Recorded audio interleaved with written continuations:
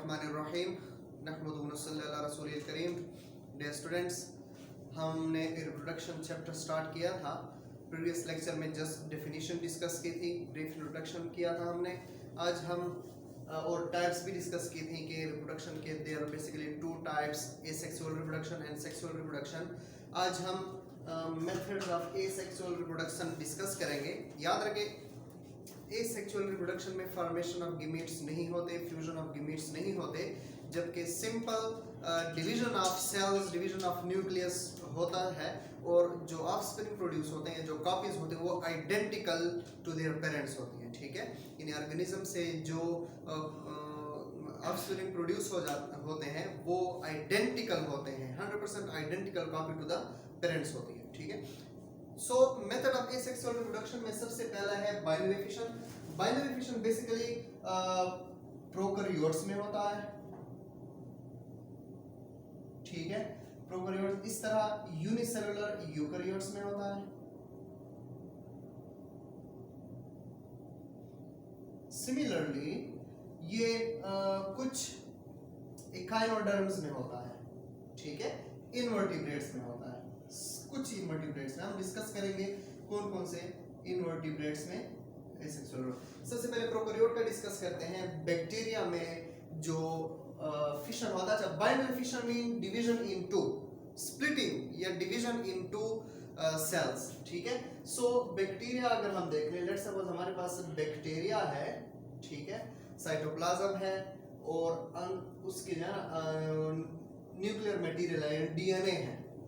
ठीक है, सो asexual reproduction इसमें होता है, बाइनरी फिशन इसमें होती है। बाइनरी मतलब दो, डिवीजन इनटू।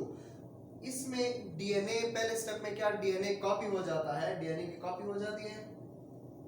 ठीक है, ये दो आइडेंटिकल डीएनएस बन जाते हैं। लेट्स सपोज हमारे पास ये डीएनए है, गॉट इट। नेक्स्ट स्टेप में क्या होता है, ये डीएनए अपोजिट पोल्स में चले जाते हैं।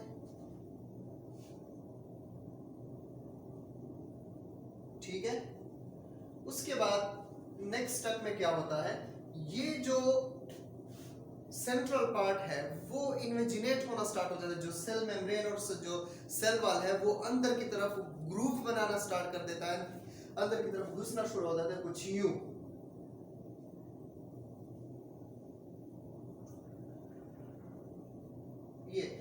ये ग्रूव जो है ये डीपन्स होता चला जाता है। ये जो अंदर की तरफ इन्वेजिनेट हो गए, ये इन्वेजिनेशन डीपन्स होती चली जाती है और अल्टीमेटली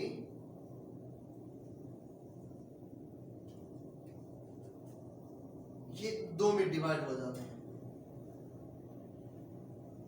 दो इक्वल और आइडेंटिकल टू पेरेंट बैक्टीरिया दो में डिवाइड हो जाते हैं। उसके बाद सेल मेम्ब्रेन भी प्रोड्यूस हो जाता है यहाँ पर। ठीक है, और सेल वॉल भी अल्टीमेटली प्रोड्यूस होता चला जाता है।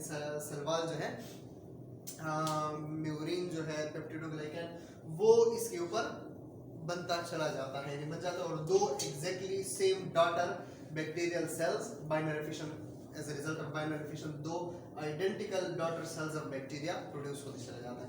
इस तरह फर्दर ऑन ये भी मजीद दो में डिवाइड होता चला जाता है, ये भी मजीद दो में डिवाइड होता है। एवरी ऑलमोस्ट जनरली 20 मिनट्स हर बैक्टीरिया दो डॉटर बैक्टीरियम में डिवाइड होता चला जाता है। ठीक है, सो दोबारा देखें, पहले बैक्टीरिया, उसके अंदर न्यूक्लियस है, बाकी कंपोनेंट्स हम डिस्कस नहीं करते क्योंकि हमारा कंसर्न जस्ट बाइनरी फिशन के साथ है। तो लेट्स से सेल मेम्ब्रेन भी है, सेल वॉल भी है, साइटोप्लाज्म भी है और डीएनए जेनेटिक मटेरियल है। तो पहले स्टेप में जेनेटिक मटेरियल माइटोसिस के जरिए डिवाइड हो जाता है, दो डीएनए बन जाते हैं, डीएनए अपोजिट पोल्स में चले जाते हैं और ये जो सेंट्रल पार्ट है वो अंदर की तरफ ग्रूव इमेजिनेट होना स्टार्ट कर देता है, ग्रूव बनाना स्टार्ट कर देता है। ठीक है, पिचकना स्टार्ट कर देता है।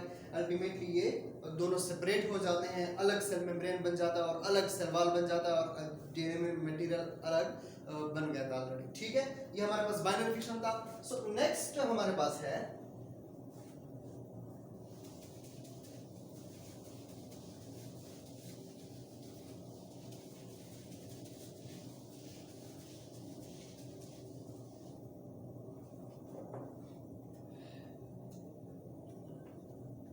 अगर हम अमीबा का जिक्र कर लें,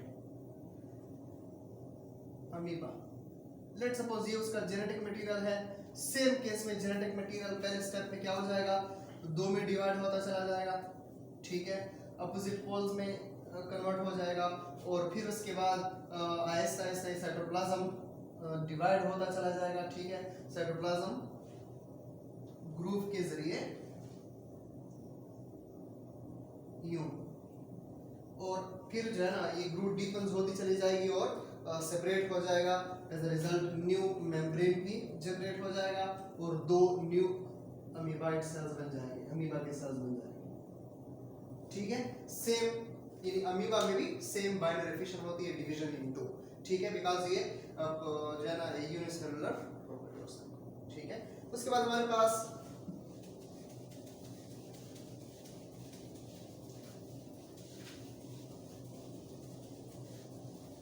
कुछ ऑर्गेनिजम्स कभी कभी ये अमीबा जो है ड्यूरिंग अनफेवरेबल कंडीशन क्या कर जाते हैं, अपने ऊपर सिस्ट प्रोड्यूस कर देते हैं, ठीक है।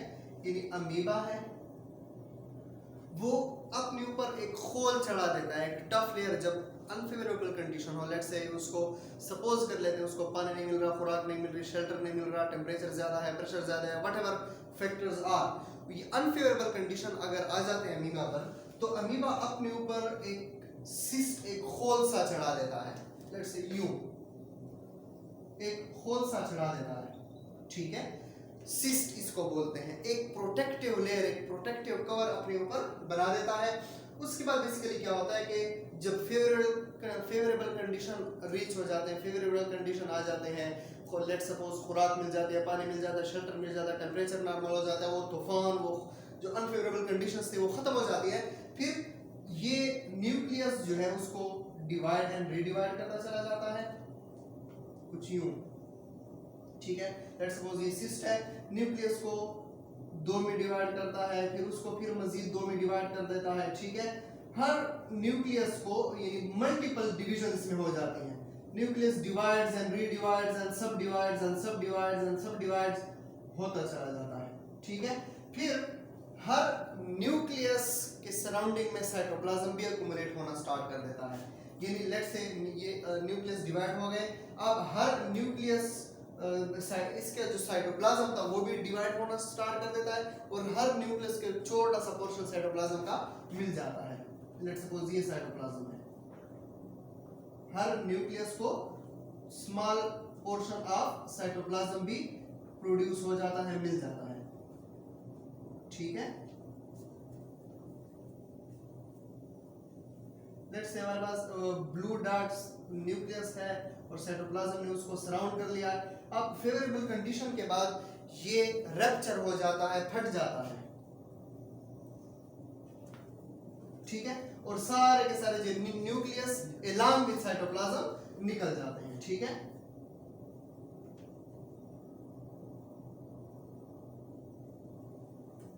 न्यूक्लियस अलोंग विद साइटोप्लाज्म बाहर जनरेट हो जाता है, and each nucleus along with cytoplasm give rise to new amoeba, ठीक है। हर एक से न्यू अमीबा बनता चला जाता है, ठीक है।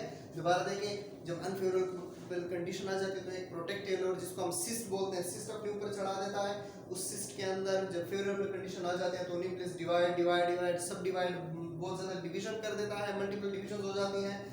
उसके बाद साइटोप्लाज्म, नेक्स्ट स्टेप में साइटोप्लाज्म डिवाइड हो जाता है, हर न्यूक्लियस के पास स्मॉल पोर्शन ऑफ साइटोप्लाज्म आ जाता है, उसको सराउंड कर लेता है, और उसके बाद फेवरेबल कंडीशन में रप्चर हो जाता है, सिस्ट फट जाता है, और सारे के सारे जो न्यूक्लियस अलोंग विद साइटोप्लाज्म जो उसने कवर किया हुआ था वो निकल आते हैं, और अलग अलग बैक्टीरिया, अलग अलग अमीबा उससे प्रोड्यूस हो जाते हैं, ठीक है। समझ आ गई? हर उसको डॉटर अमीबा कहते हैं, डॉटर अमीबा। इसी तरह हमारे पास कुछ इनवर्टिब्रेट्स होते हैं,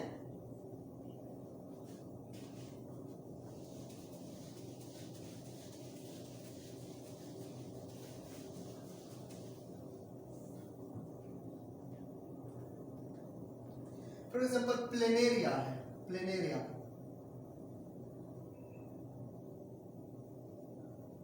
है, ठीक है।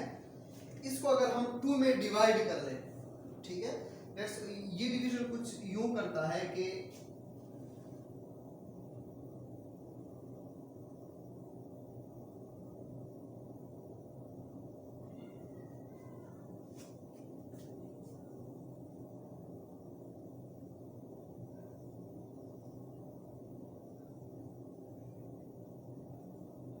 और अल्टीमेटली 2 में डिवाइड हो जाता है।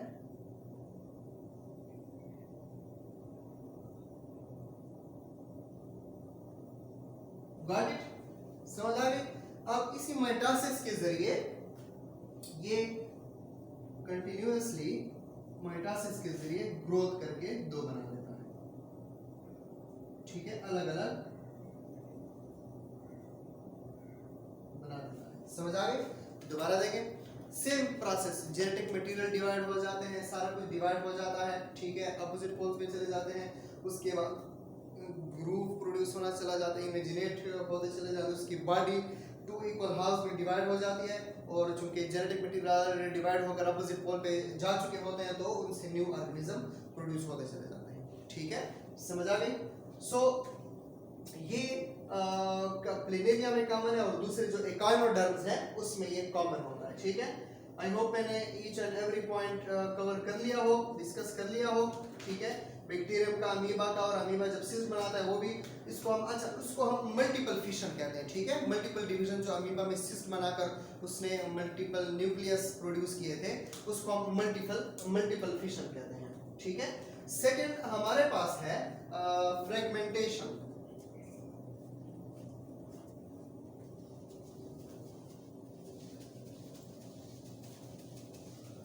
बाइनरी फिशन और फ्रेगमेंटेशन इस लेक्चर में हम डिस्कस करते हैं, और नेक्स्ट जो मेथड्स हैं उसको हम नेक्स्ट लेक्चर में इंशाल्लाह डिस्कस करेंगे, ठीक है। कुछ वर्म्स जो होते हैं फ्रेगमेंटेशन,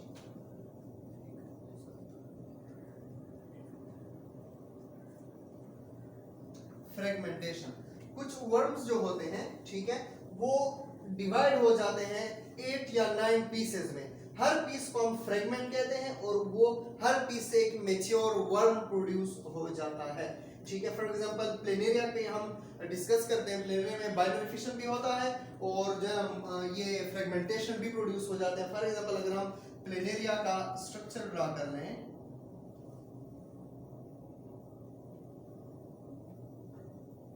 कंसीडर कर लें, this is planaria, this is what planaria. हम उसको डिवाइड कर लेते हैं, बेसिकली 3 में हम डिवाइड कर लेते हैं, यानी उसको काट लेते हैं, दिस पार्ट